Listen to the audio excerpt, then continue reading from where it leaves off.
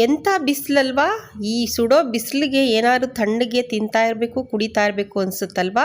ಇವತ್ತೊಂದು healthy ice candy recipe ಜೊತೆಗೆ ಬಂದಿದ್ದೀನಿ. ಮನೆಯಲ್ಲೇ ಮಾಡ್ಕೋಬೋದು, ಬಹಳ ಸುಲಭ. ಇದನ್ನು ದೊಡ್ಡೋರಿಂದ ಚಿಕ್ಕವರವರೆಗೂ ಕೂಡ ಎಂಜಾಯ್ ಮಾಡ್ಕೊಂಡು ತಿಂತಾರೆ. ಖಂಡಿತ ಟ್ರೈ ಮಾಡಿ ನೋಡಿ. ನಮಸ್ತೆ, ಶುಚಿ ಅಡುಗೆ ಚಾನಲ್ಗೆ ನಿಮ್ಮೆಲ್ಲರಿಗೂ ಸ್ವಾಗತ. ಬನ್ನಿ ಈ ರೆಸಿಪಿನ ಹೇಗೆ ಮಾಡೋದು ಅಂತ ನೋಡ್ಕೊಳ್ಳೋಣ.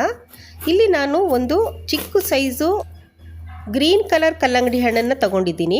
ನಿಮಗೆ ಯಾವ್ದು ಬೇಕಾದರೂ ತಗೊಳ್ಳಿ. ಈ ಕಲ್ಲಂಗಡಿ ಹಣ್ಣಲ್ಲಿ ಐಸ್ ಕ್ಯಾಂಡಿ ತುಂಬ ಚೆನ್ನಾಗಾಗುತ್ತೆ ಅಂತ ಹೇಳ್ಬಿಟ್ಟು ನಾನು ಇದನ್ನೇ ತಗೊಂಡಿದ್ದೀನಿ. ಈಗ ಇದನ್ನು ಕಟ್ ಮಾಡಿಬಿಟ್ಟು ಸಣ್ಣ ಸಣ್ಣ ಭಾಗಗಳಾಗಿ ಮಾಡ್ಕೊಂಬಿಡೋಣ. ಆಮೇಲೆ ಸುತ್ತು ಸಿಪ್ಪೆ ಇರುತ್ತಲ್ಲ ಅದನ್ನು ತೆಗೆದುಬಿಡಬೇಕು. ಸಿಪ್ಪೆ ತೆಗೆದು ಈ ಥರ ಸಣ್ಣ ಸಣ್ಣ ಕ್ಯೂಬ್ ಆಗಿ ಕಟ್ ಮಾಡ್ಕೊತಾ ಇದ್ದೀನಿ.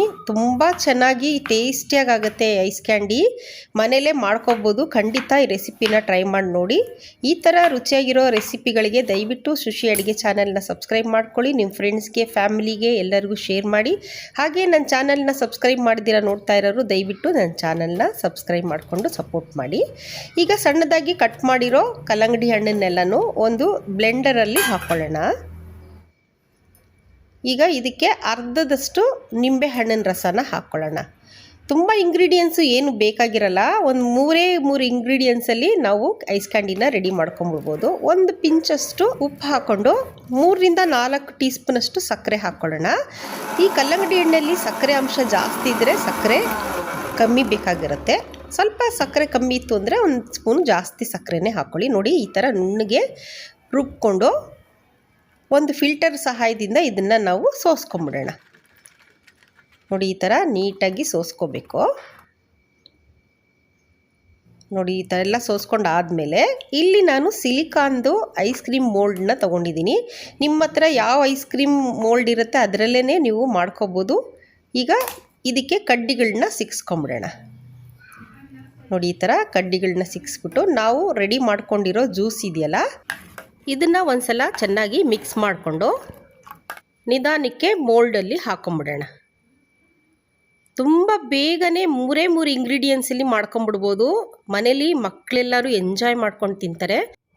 ಈಗ ಇದನ್ನು 7-8 ಅವರು ಫ್ರೀಝರಲ್ಲಿ ಇಡಬೇಕು. ಇಲ್ಲಾಂದರೆ ರಾತ್ರಿ ಇಟ್ಬಿಟ್ಟು ಬೆಳಿಗ್ಗೆ ತೆಗೆದು ಕೂಡ ಓಕೆ.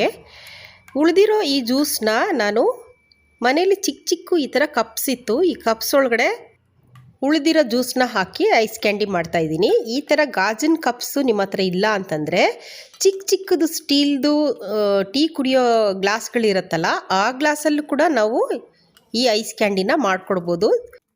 ಜ್ಯೂಸ್ ಎಲ್ಲ ಕಪ್ಪಲ್ಲಿ ಹಾಕ್ಕೊಂಡಿದ್ದೀನಿ. ತೋರಿಸ್ತಾ ಇದ್ದೀನಲ್ಲ, ಇದನ್ನು ಫಾಯಿಲ್ ಪೇಪರ್ ಅಂತ ಹೇಳ್ತಾರೆ, ಅಂಗಡಿಗಳಲ್ಲಿ ಸಿಗುತ್ತೆ. ಅದು ಒಂದು ನೀವು ರೋಲ್ ತೊಗೊಂಬಿಟ್ರೆ ಎಷ್ಟೊಂದು ಸಲ ಯೂಸ್ ಮಾಡ್ಕೋಬೋದು. ಇದರಲ್ಲಿ ನಾನು ಚಿಕ್ಕ ಭಾಗವಾಗಿ ಕಟ್ ಮಾಡಿಕೊಂಡು 3 ಭಾಗ ತೊಗೊಂಡಿದ್ದೀನಿ. ಇದನ್ನು ಕಪ್ಗೆ ಹಾಕ್ಕೊಂಡು ಸೆಕ್ಯೂರ್ ಮಾಡ್ಕೋಬೇಕು. ಈ ಥರ ಟೈಟಾಗಿ ಸೆಕ್ಯೂರ್ ಮಾಡಿಕೊಂಡು ಒಂದು ಚಾಕುಯಿಂದ ಚಿಕ್ಕದಾಗಿ ಈ ಥರ ಸಣ್ಣದಾಗಿ ಹೋಲ್ ಮಾಡಿಕೊಂಡು ಐಸ್ ಕ್ಯಾಂಡಿದು ಕಡ್ಡಿ ಇರುತ್ತಲ್ಲ ಅದನ್ನು ಅದಕ್ಕೆ ಒಳಗಡೆ ಹಾಕ್ಕೊಬೇಕು. ನೋಡಿ, ತೋರಿಸ್ತಾ ಇದ್ದೀನಿ ಇನ್ನೊಂದು ಸಲ. ಈ ಥರ ಮಾಡಿಕೊಂಡು 3 ಕಪ್ಪನ್ನು ನಾನು ರೆಡಿ ಮಾಡ್ಕೊಂಡಿದ್ದೀನಿ. ಇದನ್ನು ಒಂದು ಪ್ಲೇಟಲ್ಲಿ ಇಟ್ಬಿಟ್ಟು ಇದು ಕೂಡ ಫ್ರೀಝರಲ್ಲಿ 7-8 ಅವರ್ ಇರಬೇಕು. ಇಲ್ಲಾಂದರೆ ಓವರ್ ನೈಟ್ ಬಿಟ್ಟರೆ ಚೆನ್ನಾಗಿ ಸೆಟ್ ಆಗಿರುತ್ತೆ. ನೋಡಿ, ಈಗ ನಾನು 7 ಅವರ್ ಆಯಿತು ತೆಗೆದು ತೋರಿಸ್ತಾ ಇದ್ದೀನಿ. ಈ ಸಿಲಿಕಾನ್ ಮೋಲ್ಡಲ್ಲಿ ಐಸ್ ಕ್ಯಾಂಡಿ ಅಥವಾ ಐಸ್ ಕ್ರೀಮ್ ಏನಿದ್ರೂ ತುಂಬ ಈಸಿಯಾಗಿ ಬಂದುಬಿಡುತ್ತೆ. ನೋಡಿ, ಶೇಪ್ ನೋಡಿ ಎಷ್ಟು ಚೆನ್ನಾಗಿದೆ. ಸೈಜ್ ಕೂಡ ಕರೆಕ್ಟಾಗಿದೆ. ಚಿಕ್ಕ ಮಕ್ಕಳಿಗೆ ಕೊಡೋಕ್ಕೆ ತುಂಬ ಚೆನ್ನಾಗಿರುತ್ತೆ. ಖಂಡಿತ ಈ ಥರ ಮನೆಯಲ್ಲೇ ಮಾಡಿಕೊಡಿ, ಮಕ್ಕಳೆಲ್ಲ ಇಷ್ಟಪಟ್ಟು ತಿಂತಾರೆ. ನೋಡಿ, ಈಗ ಕಪ್ಸಲ್ಲಿ ಹಾಕಿಟ್ಟಿದ್ನಲ್ಲ ಅದು ಕೂಡ ಚೆನ್ನಾಗಿ ಐಸ್ ಕ್ಯಾಂಡಿ ಸೆಟ್ಟಾಗಿದೆ. ಇದನ್ನು ಸ್ವಲ್ಪ ನೀರಲ್ಲಿ ಈ ಥರ ಅದ್ಬಿಟ್ಟು ಕೈಯಲ್ಲಿ ಈ ಥರ ಉಜ್ಜಿದ್ರೆ ನಮ್ಮ ಕೈ ಶಾಖಕ್ಕೆ ಇದು ಬಿಟ್ಕೊಳ್ಳುತ್ತೆ. ನೋಡಿ ಎಷ್ಟು ಬ್ಯೂಟಿಫುಲ್ ಆಗಿದೆ ಅಂತ. ಟೇಸ್ಟ್ ಕೂಡ ಸಖತ್ತಾಗಿರುತ್ತೆ.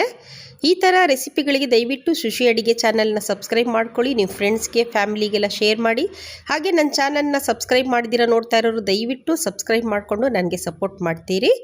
ನೆಕ್ಸ್ಟ್ ರೆಸಿಪಿ ಜೊತೆಗೆ ಸಿಗ್ತೀನಿ. ಅಲ್ಲಿವರೆಗೂ ಟೇಕ್ ಕೇರ್, ಬಾಯ್.